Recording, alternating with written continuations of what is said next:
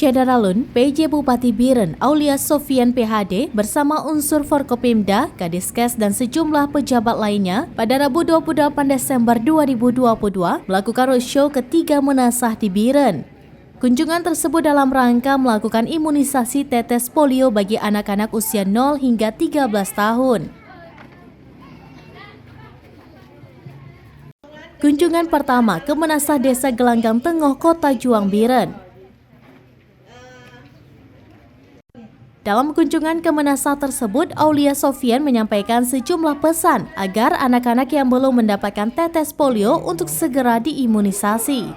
PJ Bupati Biren bersama rombongan langsung bergerak melakukan tes pertama kepada sejumlah anak yang diikuti Dandim 0111 Biren, Kapolres Biren, Kadiskes dan sejumlah pejabat lainnya.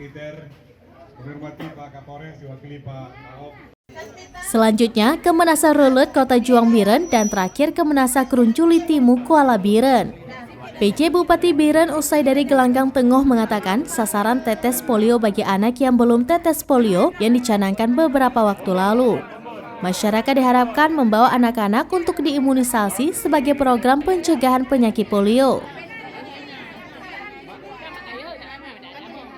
Kadiskes Biren, Dr. Irwan mengatakan target atau sasaran imunisasi polio di Biren sebanyak 95.211 anak usia 0 hingga 13 tahun. Realisasi imunisasi polio hingga Selasa 27 Desember 2022 sudah mencapai 71.817 anak atau 75,4%.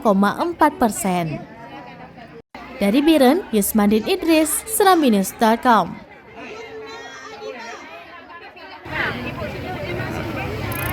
Beda.